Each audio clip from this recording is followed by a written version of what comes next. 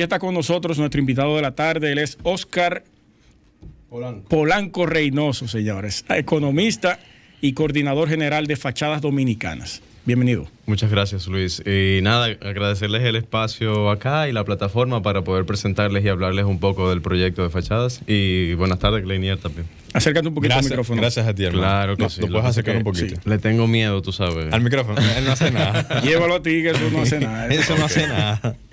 Además, tú eres un hombre experimentado. Claro que sí. En la radio, bueno, hablando sí, pero generalmente solo, nunca en los medios de comunicación. No, pero está bien, está bien. Vamos a fluir entonces, vamos a fluir. Vamos a fluir. Fachadas Dominicanas. Fachadas ¿De qué trata? ¿Cuándo nace y por qué nace? Fachadas Dominicanas nace en el 2017 y nace a raíz de dos casas que justamente fueron destruidas, una en Puerto Plata y otra en Santiago de los Caballeros, y eso nos hizo darnos cuenta de que una vez que desaparecían estas casas físicamente, pues desaparecía parte de la historia y de la herencia cultural que venía junto con las casas. Entonces nosotros a raíz de eso nos lanzamos. ¿Tú eres de Puerto Plata? No quisiera yo. No, de Santo Domingo. Los polancos son de allá, de esa zona. Los polancos son de los míos Cibao son de y Puerto Plata. San Francisco Macorís, si no me equivoco. Están ligados, están para allá. Están por ahí. Tienen tienen muchas personas que son de allá, pero nosotros nos lanzamos, nosotros iniciamos de hecho en el área del Cibao, comenzamos en Santiago a registrar casas. Inicialmente comenzamos como un registro fotográfico de estas casas con la ubicación exacta. Y ya a medida que fue avanzando, el proyecto se fue complejizando y ha ido creciendo. Actualmente nosotros tenemos casi unas 500 casas registradas en más de 30 municipios de la República Dominicana. Y tenemos todas estas casas georreferenciadas a través de un mapa que incluye información. Yo le había dicho antes de iniciar que tenía mi chivo acá, pero que no quiero que se me vaya ningún detalle. Vamos arriba, que está en vivo. Tienen una ficha con el año de construcción, el estilo arquitectónico predominante. La ficha la tienen en la misma casa, ¿eh? Cada casa tiene una ficha diferente. Pero qué interesante. Y ese mapa es completamente abierto y está disponible a través de nuestra cuenta de Instagram. Esa es un recurso que nosotros hemos puesto a disposición de la ciudadanía y de las autoridades para que por parte de la ciudadanía se puedan coordinar acciones para la preservación de estos inmuebles en los respectivos municipios, para que la ciudadanía sepa que existen estos inmuebles en los respectivos municipios. ¿Han recibido ustedes denuncias? Hemos recibido denuncias. O alertas de que se va a intervenir. Totalmente. Violentar. Nosotros obviamente no tenemos la capacidad de estar en todo el territorio nacional. Entonces, claro, si por ejemplo pasan en Puerto Plata denuncias, pasan en Santiago denuncias, ya sea de incendios, de modificaciones de los inmuebles, de demolición de los inmuebles, y nos las envían. Nosotros se las extendemos a las autoridades competentes, dígase las alcaldías y la oficina de la Dirección Nacional de Patrimonio Monumental. Aparecen unas termitas, no sé de qué tipo, pero comienzan a ruir la casa por detrás y cuando tú vienes a ver no hay nada en el frente. Yo no sé cómo lo hacen, pero la desbaratan. Hay de todo, hay termita, hay carcoma, la comienzan a desbaratar de adentro hacia afuera, de abajo hacia arriba. A veces algo que ocurre mucho y no es algo que ocurre solamente aquí en Dominicana. Pero él está hablando de otra termita. Bueno. La termita es humana. Yo estaba dejando que fluyera, pero está bien. Son termitas humanas que comienzan a desbaratar las viviendas con miras o con aras a que luego que se estén desbaratando no haya forma de cómo justificar la reparación o el mantenimiento, y entonces ya solamente queda destruirla. Correcto. Ya cuando la casa no está estructuralmente sólida y representa un riesgo a la ciudadanía por el hecho de estar ahí, pues sí, obviamente no queda de otra. Pero es una de las muchas tácticas que utilizan. La queman a veces para que parezca un incendio. Mucho de este patrimonio que nosotros tenemos, sobre todo en el área del Cibao, es de madera. Entonces, poco a poco con esas técnicas las hemos ido perdiendo. Tú sabes que nosotros hablamos el domingo pasado, sobre qué pasa si unas personas que viven en una vivienda no tienen la capacidad económica de mantenerla como patrimonio. Mira, yo de hecho estuve viendo eso antes de venir para acá y es una pregunta completamente... ¿Hizo su tarea? Sí. No, yo estoy investigando. Eso está bien. No, mira, el tema de los patrimonios, sobre todo en el área de la construcción y de la ingeniería, es muy controversial porque la pregunta de la ciudadanía es... ¿para qué vamos a preservar una ciudad en ruina? O sea, la ciudad debería de estar, atender a las necesidades actuales que tiene. Y en el caso particular del ejemplo que me mencionabas, el problema con el patrimonio actualmente es que tenemos un marco normativo regulatorio que está obsoleto. Obsoleto y muy disperso en muchas leyes, resoluciones y decretos que al final lo que generan es confusión. No existe un marco económico o incentivos económicos, incentivos fiscales que realmente provean un beneficio a estos propietarios de ya sea restaurar la vivienda o de que quien la compre más adelante la restaure.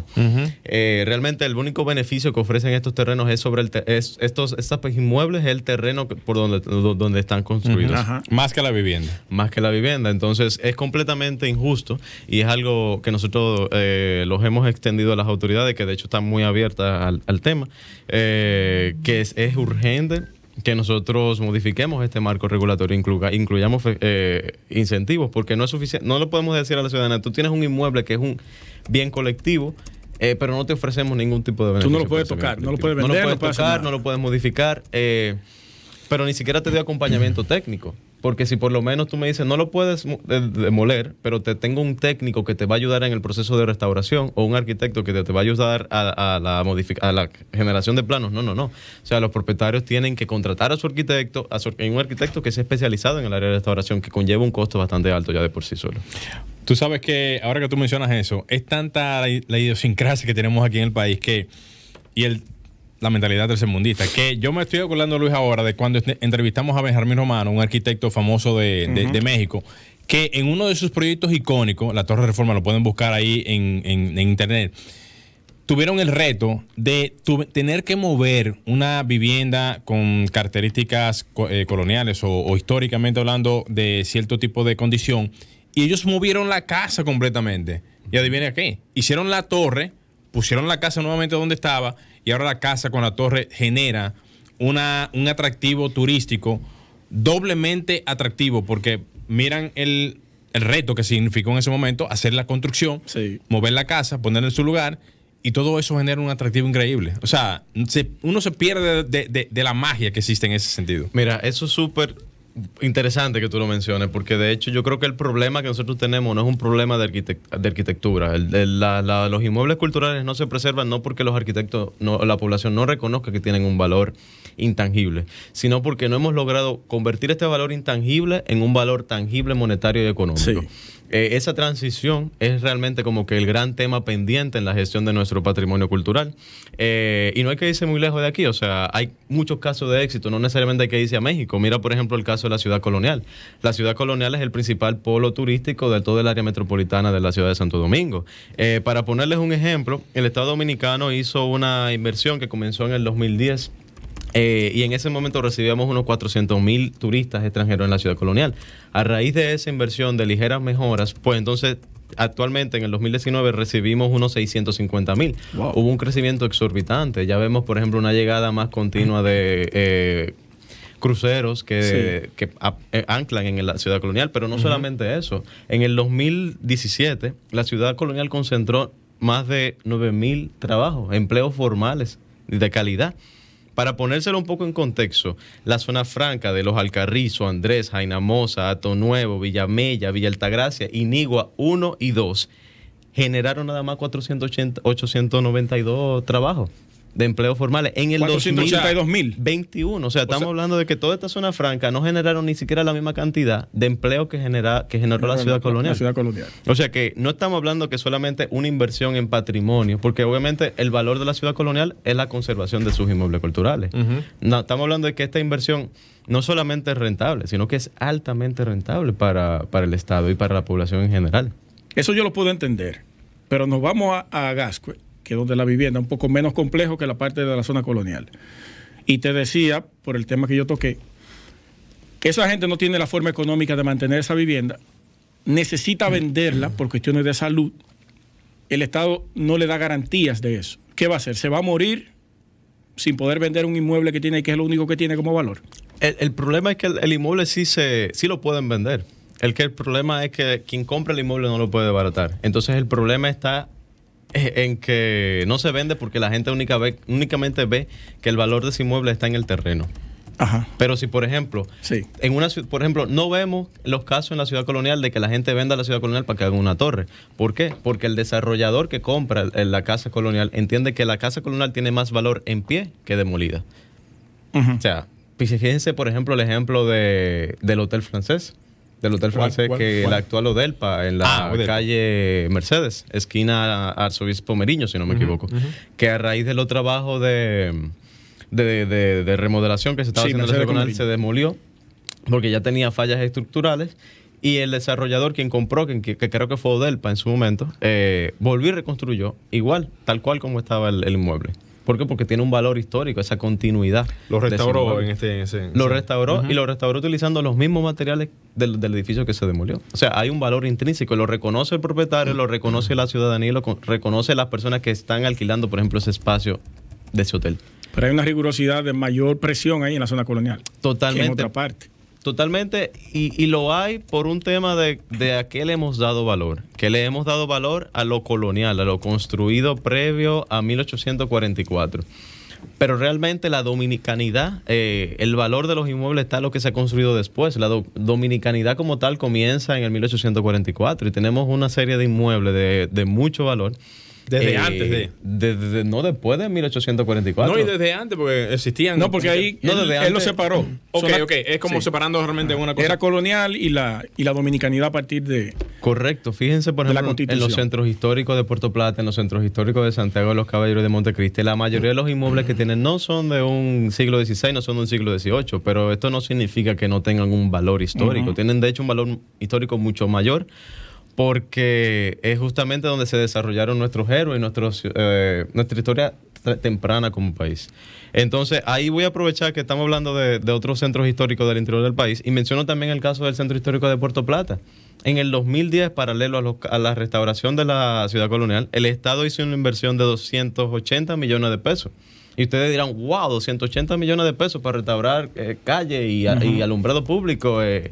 Es excesivo, pero la realidad es que hoy en día hemos visto el retorno de esa inversión pública. No solamente lo que invirtió el Estado, sino el doble de lo que invirtió el Estado ya lo invirtió el sector público en este centro histórico con la construcción de Taíno Bay, que fue una inversión de 80 millones de dólares, y ahora el mercado San Felipe, que fue de 1.000 millones de pesos.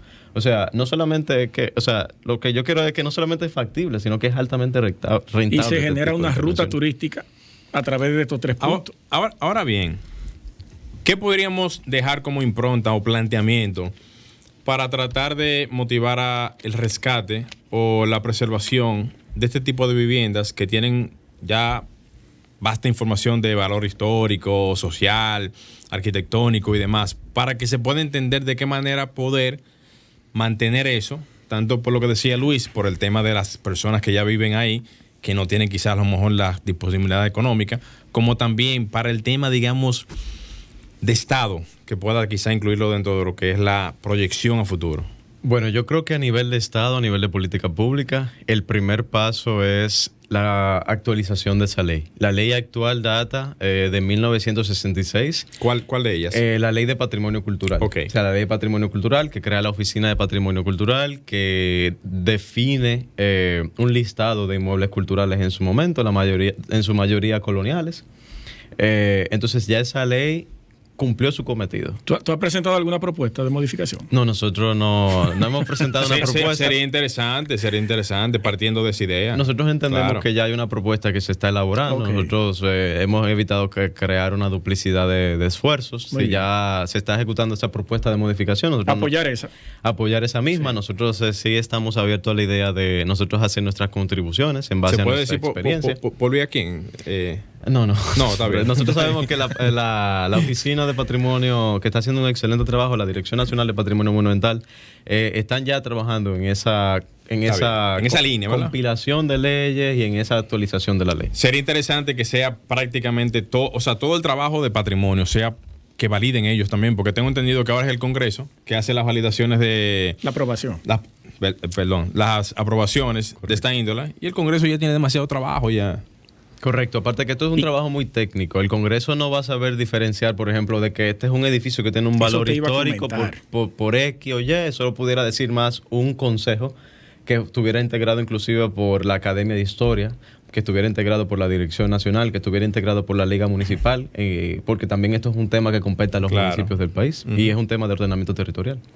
Eso te iba a comentar. ¿Cuál es el expertise que tienen lo que componen el Comité de Cultura y dentro de Patrimonio? Actualmente es solamente la gente de Patrimonio, o sea, pero el tema de patrimonio es un tema transversal que puede ser tocado desde muchas aristas. De hecho, yo soy el vivo ejemplo, yo soy un economista, yo no sé nada de arquitectura y sin embargo estoy aquí tratando. Si supiera de arquitectura. No, si supiera de arquitectura, se queda con el programa. Señores, si supiera. A lo mejor si fuera arquitecto no pero está bien, señores, eso demuestra que el interés puede venir de cualquier lado. O sea, estamos hablando de que Polanco está manifestando una serie de inquietudes que han venido desde el 2017 hasta la época. Y ya eso genera un atractivo a nivel de toda la importancia que esto requiere. Quiero enviarle un saludo a Rafael Santos, nuestro colega. Ellos tienen un programa también, se llama Infraestructura TV. Él es arquitecto. Que lo lleve al paso. Y es todo lo contrario. Es un romántico de la arquitectura histórica. O sea, sería importante también que se conozcan. ¿Cómo romántico? El tipo vive la arquitectura histórica. Mira, Oscar, tú nos hablaste fuera del aire de una propuesta que tienen para retomar las fachadas, creo que acompañado de la Sociedad de Arquitectos y eso. Bueno, mira, aparte de lo que yo le mencionaba del mapa, nosotros también tenemos una biblioteca abierta que creo que es válido mencionar, donde hay un compendio de textos, documentos y libros digitales que también es abierto para que todo el mundo lo descargue. Nosotros lo que queremos es fomentar la investigación académica en el tema de personas que estén interesadas en documentarse al respecto. Pero lo que tú mencionabas es justamente uno de los proyectos que nosotros nos encontramos en etapa de coordinación, que es para el rescate del Centro Histórico de Barahona. De hecho, este miércoles tenemos la presentación, tenemos un conversatorio Centro Histórico de Barahona, pasado, presente y futuro, donde estaremos presentando. Barahona. No, va a ser acá en Santo Domingo, en el Centro Cultural de España. Pero atención Barahona, por favor, que vamos a estar publicándolo para que los que no puedan venir desde Barahona, pues entonces lo vean los resultados. Nosotros vamos a estar presentando los resultados de la actualización del inventario de inmuebles culturales en Barahona. El inventario se hizo en 1986 y desde 1986 no se había actualizado. Okay. Entonces, esta es la primera vez que un inventario se actualiza de parte de la ciudadanía y la primera vez que se actualiza en casi 25 años el inventario del Centro Histórico de Barahona. Está como el censo, eso, cada 10 años. Está como cada 25. Ponía que fuera cada 5 años, pero... Es mucho tiempo. Nosotros... Bien, continúa. Vamos a estar presentando los resultados de qué encontramos en el Centro Histórico de Barahona y vamos a estar conectando con otros dos arquitectos muy buenos, el señor Julio Peña y la señora Leticia. Saludos para el profe. Leticia Tejeda, que quien fue la directora del Centro Cultural, del Centro de Inventarios y quien realizó el inventario en el 86. Ya para finalizar, la última pregunta. ¿Qué cantidad levantaron ustedes? Bueno, nosotros levantamos unos 100 inmuebles culturales. El inventario tenía unos 130, nosotros no pudimos ubicar los 130, pero eso es parte de los resultados que vamos a estar presentando. Hay una gran cantidad de inmuebles, no le voy a dar el spoiler, pero hay una gran cantidad de inmuebles que ya fueron demolidos o que fueron altamente modificados y que ya por tanto se perdieron sus características. Antes de irnos, me preguntan por aquí, ¿cómo se llama la página web del material? Se llama Fachadas Dominicanas, lo pueden encontrar en Instagram como fachadas.do. o Fachadas Dominicanas y nos pueden seguir. Ahí tenemos un enlace donde pueden acceder a la biblioteca, donde pueden acceder al mapa. Nosotros hacemos publicaciones todas las semanas de diferentes... No nos concentramos en Santo Domingo, de hecho hemos tratado de descentralizar esa visión de que Santo Domingo es lo único que tiene. Y nada. Excelente. Saludos para ti, Esdras, seguidor fiel de nosotros. Buenísimo. Muchísimas gracias, Oscar. A ustedes. Sí, gracias por venir. Señores, ha sido un honor el evento nuevamente. Los esperamos el miércoles a las 7 de la noche en el Centro Cultural de España. Vamos a estar por allá y nada, esperamos contar con su participación. Excelente, señores. Solamente nos resta decirles que muchísimas gracias por la sintonía. Nos estaremos encontrando Luis Taveras, Gleiner Morel y Alejandro en los controles. Señores, pasen feliz resto de la semana. Y hasta aquí, Arquitectura Radial, con Luis Taveras y Gleiner Morel. Por Sol 106.5.